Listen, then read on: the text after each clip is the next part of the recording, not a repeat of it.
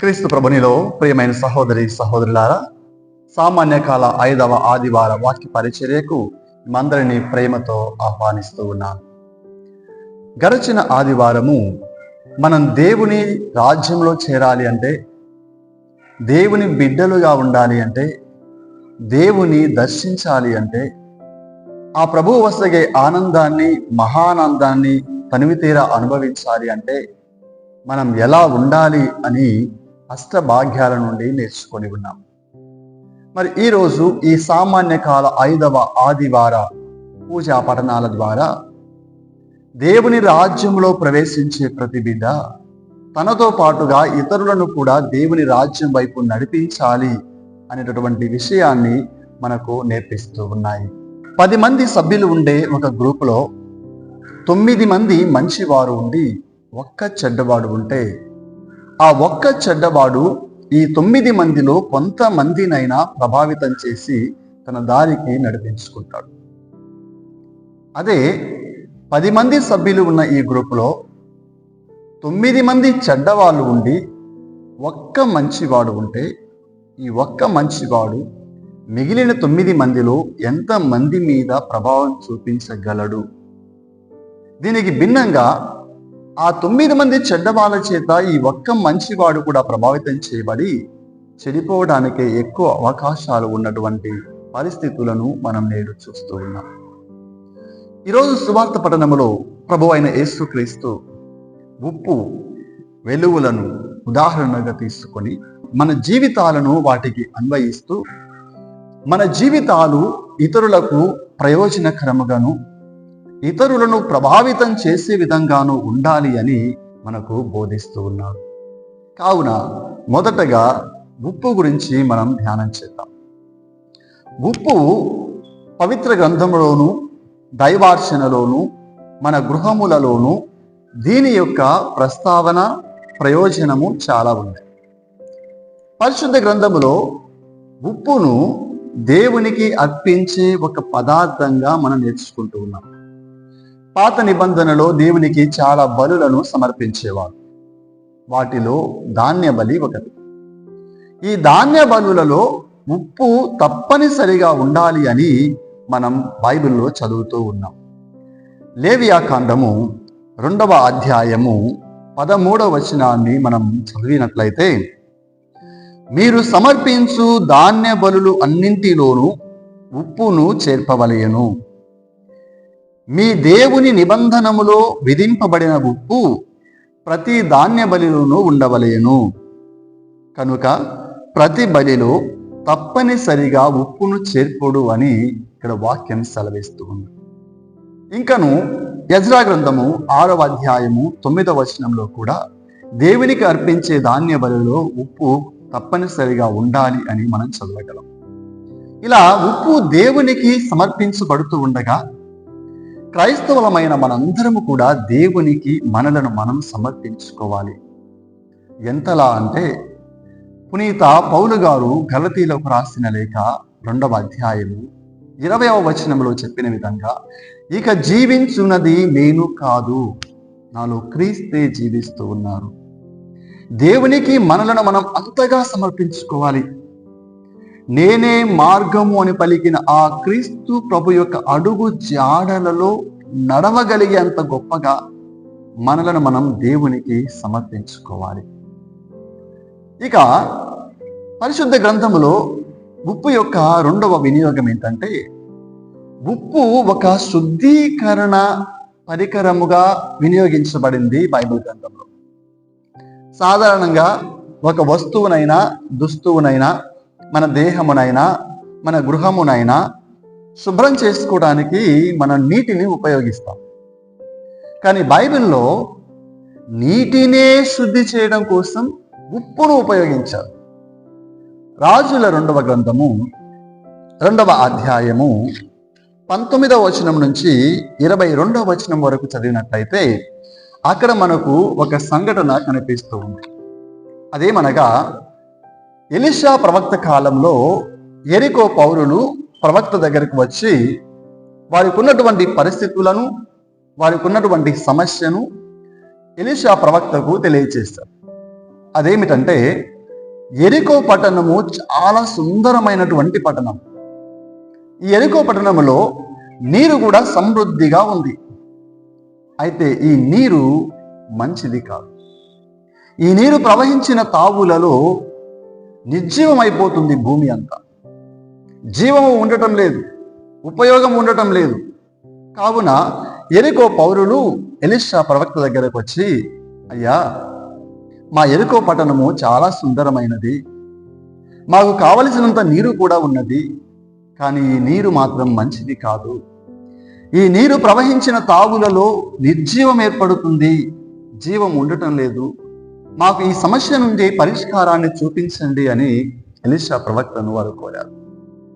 అప్పుడు ఎలీషా ప్రవక్త, అయితే మీరు ఒక పని చేయండి, మీరు వెళ్ళి ఒక కొత్త పాత్రలో ఉప్పును తీసుకొని రండి అని వారికి ఆజ్ఞాపించారు. యెరికో పౌరులు ప్రవక్త చెప్పిన విధంగా వెళ్ళి ఒక కొత్త పాత్రలో ఉప్పును తీసుకొని ఎలీషా ప్రవక్త చేతులలో ఉంచారు. ఎలీషా ప్రవక్త ఆ ఉప్పును తీసుకొని నీటి బుగ్గ దగ్గరకు వెళ్ళి ఉప్పును అందులో పోసి దేవుని యొక్క మాటగా ఈ విధంగా పలికారు. రాజుల 2వ గ్రంథము 2వ అధ్యాయము 21వ వచనంలో మనం చదివినట్లయితే, ఎలీషా ప్రవక్త పట్టణపు నీటి బుగ్గ వద్దకు వెళ్ళి ఉప్పును నీటిలో పడవేసి, ఇది ప్రభువాజ్ఞ, నేను ఈ జలమును నిర్మలము చేసి తిని, ఇక మీదట ఈ నీళ్లు చావును గాని గర్భపాతమును గాని కలిగింపవు అని పలికెను. ఎలీషా ప్రవక్త ఉప్పునందులో పోసి దేవుని యొక్క ఆజ్ఞగా ఆ నీటిని నిర్మలము చేశారు. తరువాత వాక్యంలో మనం చదివినట్లయితే, ఎలీషా ప్రవక్త నుడివినట్లే ఆ నీళ్లు నేటి వరకును ఆరోగ్యకరముగానే ఉన్నవి. ప్రియమైన సహోదరి సహోదరులారా, దీనినే తల్లి అయిన శ్రీసభ దైవాచనలో కూడా ఉపయోగిస్తుంది. మనందరకు తెలిసిన విధంగా మనలను ఆశీర్వదించినప్పుడు ప్రోక్షించు పవిత్ర జలమును, తీర్థమును ఆశీర్వదించేటప్పుడు గురువు నీటిని తీసుకొని ఆశీర్వదిస్తారు. పిదప ఉప్పును తీసుకొని ఆశీర్వదిస్తూ ఈ విధంగా ప్రార్థిస్తారు. నీటి నిస్సారమును పోగొట్టుటకు ఉప్పును అందులో కలుపమని ఎలీషా ప్రవక్త ద్వారా ఆజ్ఞాపించితిరి. కావున ఓ ప్రభువా, ఈ ఉప్పును దయతో ఆశీర్వదింపుము. ఉప్పుతో కలిసిన ఈ నీటిని ప్రోక్షించిన స్థలములందెల్లా పిశాచ తంత్రోపాయములు తొలగి పవిత్రాత్మ వసించుచు మమ్ము కాపాడునుగాక అని ప్రార్థిస్తారు. ఎలీషా ప్రవక్త నీటిలో ఉప్పును కలిపి ఆ నీటిని నిర్మలము చేసి అది ప్రవహించు తావులందెల్లా ఆరోగ్యము చేకూరే విధంగా చేసిన విధంగానే దైవార్చనలో కూడా జలమును ఆ ఉప్పుతో కలిపి ఆశీర్వదిస్తూ మన మేలులకై ఉపయోగిస్తూ ఉన్నాం. ఇలా ఉప్పు ఒక శుద్ధీకరణ సాధనంగా ఉండగా, మీరు భూమికి ఉప్పు వలె ఉన్నారు అను ప్రభువు పలికినటువంటి ఆ మాటలో మనందరము కూడా ఒక శుద్ధీకరణ పరికరాలుగా మారాలి. మొదటగా మనలను మనం అంతరంగికంగా శుద్ధి చేసుకోవాలి. మనలో ఎన్నో చెడ్డ ఆలోచనలు ఉంటాయి, ఎంతో చెడు స్వభావం ఉంటుంది, ఎంతో పాపం ఉంటుంది. మనలోని ఈ యొక్క చెడు గుణాలన్నిటినీ మనం తొలగించుకోవాలి. మన వాక్కు శుద్ధి చేయబడాలి, మన ఆలోచనలు శుద్ధి చేయబడాలి, మన హృదయం శుద్ధి చేయబడాలి, మన క్రియలు శుద్ధి చేయబడాలి. ఈ విధంగా మనలను మనం అంతరంగికంగా శుద్ధి చేసుకొని ఆ తరువాత మన చుట్టూ ఉండే ప్రపంచంలో, మన చుట్టూ ఉండే సమాజంలో చాలా రకాల చెడు భావాలను, చెడు వ్యక్తులను, పాపమును, అంధకారమును, చీకటిని, ఇంకను అన్యాయము, అధర్మము, ఇటువంటి ఎన్నో దేవుని వ్యతిరేకమైనటువంటి వాటిని మనం చూస్తూ ఉంటాం. మీరు భూమికి ఉప్పు వలె ఉండండి అంటే, ఉప్పు ఏ విధంగా నీటి నిస్సారమును పోగొట్టి నిర్మలం చేసిందో, మనందరము కూడా మన చుట్టూ ఉండే ఈ సమాజంలోని ఈ చెడును పోగొట్టి వాటిని మనం శుద్ధి చేయాలి. పునీత పౌలు గారు రోమా పౌరులకు రాసిన లేఖ 12వ అధ్యాయము 21వ వచనములో పలికిన విధంగా, కీడు చేత జయింపబడక మేలు చేత కీడును జయించండి. మన చుట్టూ ఉండే ఈ చెడుతో, అన్యాయముతో, అధర్మముతో, పాపముతో మనము కలిసిపోయి మన జీవితాలను నాశనం చేసుకోకుండా మనలోని మంచితో, దేవుడు చెప్పినటువంటి మనలోని ఆ యొక్క పవిత్రతతో మన చుట్టూ ఉండేటటువంటి సమాజాన్ని మనం శుద్ధి చేయగలగాలి. ప్రియమైన సహోదరి సహోదరులారా, ఉప్పు యొక్క మరొక ఉపయోగము, salt ads taste to the food. ఉప్పు ఆహారానికి రుచిని ఇస్తుంది.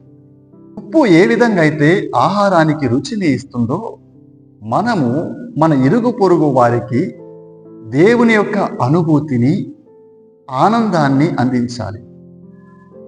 మన చుట్టూ ఎంతో మంది నిరుత్సాహంలో బ్రతుకుతూ ఉంటారు, నిరాశలో బ్రతుకుతూ ఉంటారు, కృంగిపోయి బాధలలో, జీవితం మీద విరక్తి పుట్టి ఎంతో మంది ఉంటూ ఉంటారు. ఇక నేను బ్రతకడం వృధా అనేటటువంటి భావనలు కూడా బ్రతుకుతూ ఉంటారు, కన్నీటిలో మునిగిపోయి ఉంటారు. అటువంటి ప్రజలకు మనం ఓదార్పు కావాలి, దేవుని యొక్క అనుభూతిని అందిస్తూ వారి జీవితాలలో ధైర్యాన్ని నింపాలి. అంతేకాని బాధలతో కృంగిపోయిన వారిని ఇంకనూ నిరుత్సాహపరిచే వారిగా మనం తయారు కాకూడదు. ఉప్పు ఆహారములకు రుచిని అందించిన విధంగా మనము ఇతరులకు దేవుని అనుభూతిని, సంతోషాన్ని, ధైర్యాన్ని మనం అందించగలగాలి. Saint mother Teresa added flavor, taste and happiness to the lives of the poor, sick and the marginalized. She could give to the people the experience of God's mercy and the beauty of Christianity. Mother Teresa గారు ఏ విధంగా అయితే అనగారిన ప్రజలకు దేవుని యొక్క అనుభూతిని, వారి జీవితాలలో ఆనందాన్ని నింపారో, మనందరం కూడా ఉప్పు వలె ఉండటం అంటే ఈ విధంగా దేవుణ్ణి ఈ లోకానికి చూపించగలగాలి. ఈనాటి మొదటి పట్టణంలో కూడా యెషయా గ్రంథము 58వ అధ్యాయము 6-7 వచనాలలో మనం చదువుతున్నాం. మీరు అన్యాయపు బంధములను విప్పుడు, ఇతరుల మెడ మీదకెత్తిన కాడిని తొలగింపుడు, పీడితులను విడిపింపుడు, వారిని ఎట్టి బాధలకు గురి చేయకుడు, మీ భోజనమును ఆకలి కొనిన వారికి వడ్డింపుడు, ఇల్లు వాకిలి లేని వానికి ఆశ్రయమిండు, బట్టలు లేని వారికి దుస్తుల నిండు, మీ బంధువులకు సహాయము నిరాకరింపకుడు. చూడండి, ఈ వాక్య భాగంలోని మాటలను పునీత మదర్ తెరీసా గారు జీవిస్తూ దేవుని యొక్క అనుభూతిని అందించారు. మనందరం కూడా మన ఇరుగు పొరుగు వారికి క్రీస్తు ప్రభు యొక్క అనుభూతిని అందించగలగాలి. మీరు భూమికి ఉప్పు వలె ఉన్నారు అని చెప్తూ క్రీస్తు ప్రభువు ఒక హెచ్చరిక కూడా చేస్తూ ఉన్నారు. ఆ హెచ్చరిక ఏంటంటే, ఉప్పు తన ఉప్పదనమును కోల్పోయిన ఎడల ఇంకా దేనికి పనికిరాదు, అది బయట పారవేయబడి కాళ్ళతో త్రొక్కడానికి తప్ప ఇంకెందుకు ఉపయోగపడదు అని ప్రభు హెచ్చరిక చేస్తూ ఉన్నాడు. ఉప్పు తన ఉప్పదనమును కోల్పోయిన ఎడల, మనుషులమైన మనము మతము కంటే కూడా ముందు మనుషులముగా మన మానవత్వాన్ని కోల్పోకూడదు. కొన్ని సంఘటనలు చూసినప్పుడు, కొన్ని సంఘటనలు విన్నప్పుడు అసలు ఇతడు, ఈమె మనిషేనా అనే ప్రశ్న కలుగుతుంది. ఎందుకంటే అంత కిరాతకత్వము, అంత క్రూరత్వము మనకు కనిపిస్తుంది. భర్తలను భార్యలు చంపుతున్నారు, భార్యలను భర్తలు చంపుతున్నారు. ఆస్తి కోసం, డబ్బు కోసం కన్న బిడ్డలు తల్లిదండ్రులను కడతీర్చుతున్నారు. అదే ఆస్తి కోసం రక్తం పంచుకొని పుట్టినటువంటి, ఒకే తల్లి కడుపు నుంచి పుట్టినటువంటి సొంత అన్నదమ్ములు ఒకరిని ఒకరు చంపుకుంటూ ఉన్నారు.